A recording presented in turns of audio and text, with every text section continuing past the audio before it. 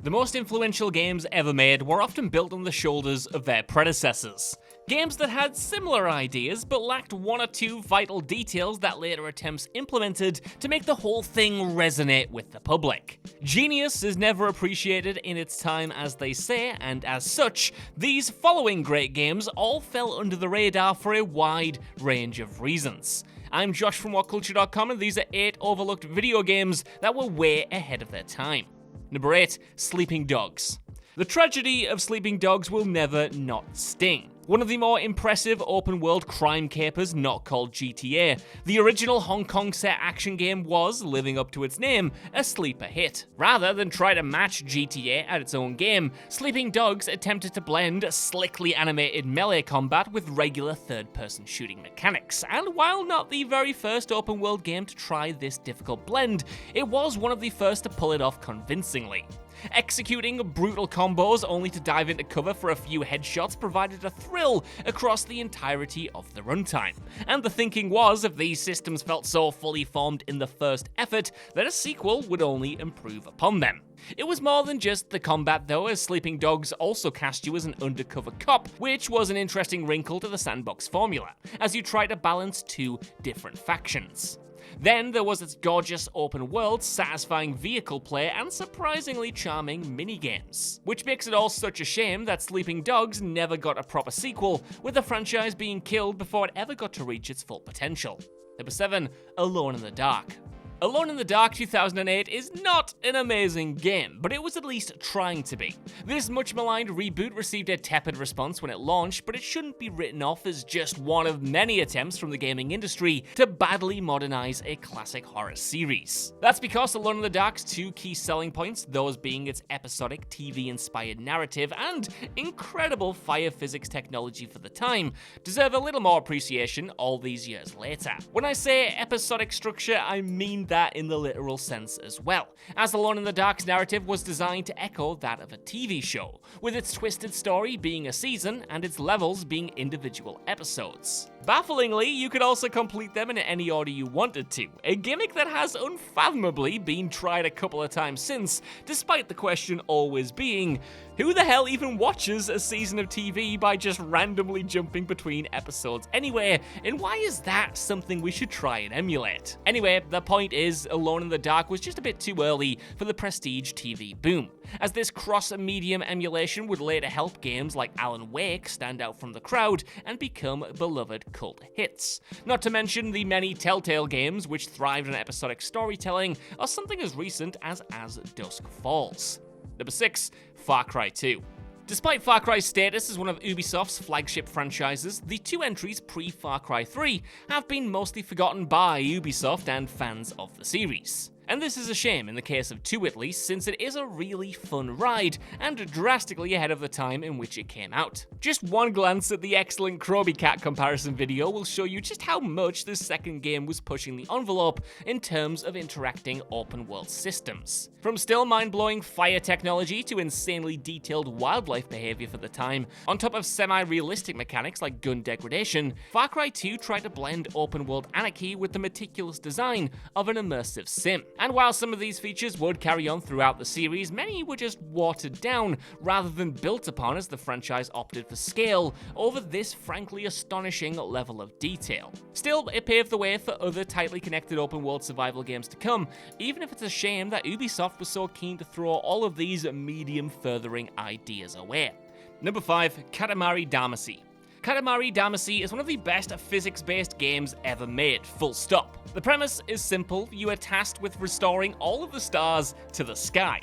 And you accomplish this via a ball that picks up any object smaller than it. The bigger the ball gets, the more stuff you can pick up, until you are quite literally rolling up the world. While its aesthetic was met with mainstream derision at the time, KATAMARI DAMACY has since won over a strong cult following thanks to one of the most addictive gameplay loops ever. It's just so damn fun to roll up progressively bigger and bigger objects until you're picking up entire buildings, followed by entire islands, followed by entire continents.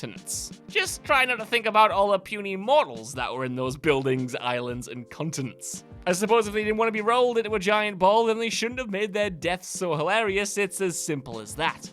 If you want one of the most fun physics-based games you'll ever play, then hunt down its recent remastering, KATAMARI DAMACY Reroll on Steam, and enjoy the carnage. Kinda sounded like we were sponsored there. Absolutely not, that's just where you can play it.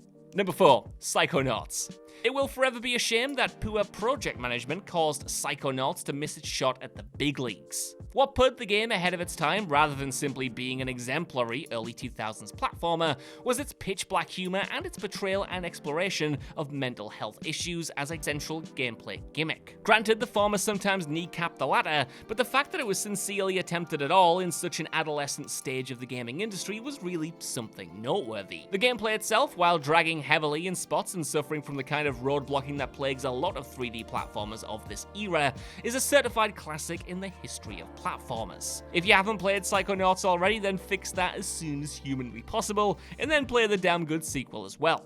Number 3, Doom 3.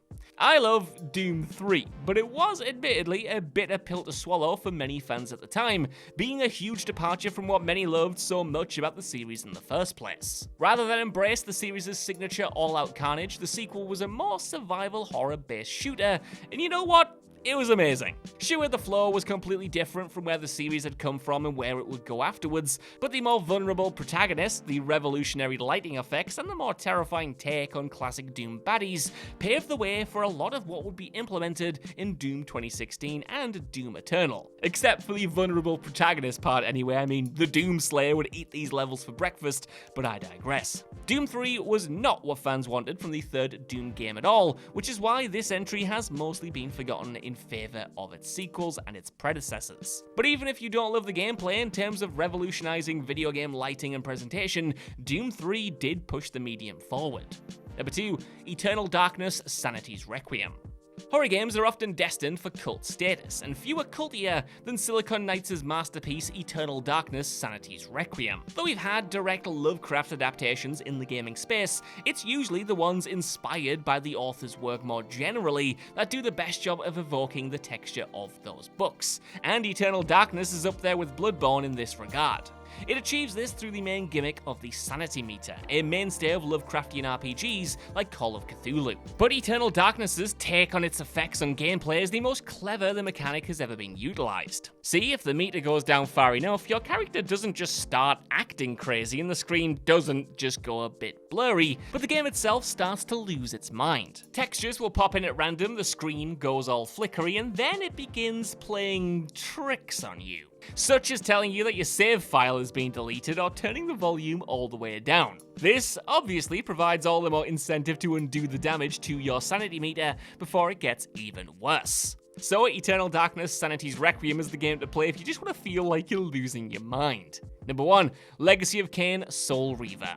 If something is not done soon, then the Soul Reaver series will truly be lost to time, and we cannot allow that to happen. Soul Reaver was a triumph of a game series for its time, with many current titles still copying its gothic, thought-provoking homework. In the early days of the PS1, when games were still emerging into the risky, strange world of 3D, the Legacy of Kain series kicked the door down with Soul Reaver, a gothic tale of revenge, destiny, and the unbreakable wheel of causality and fate. The gameplay has not aged that well, granted, but it's not like other revolutionary games like GoldenEye 007 have any room to talk in that regard. Soul Reaver helped move the needle for gaming storytelling and then came back to do it even better for its sequels, and as a result, it's a genuine shame that so many modern gamers won't have experienced its brilliance, as there's a reason why the likes of our beloved Scott Tailford keep banging the drum for this game decades later.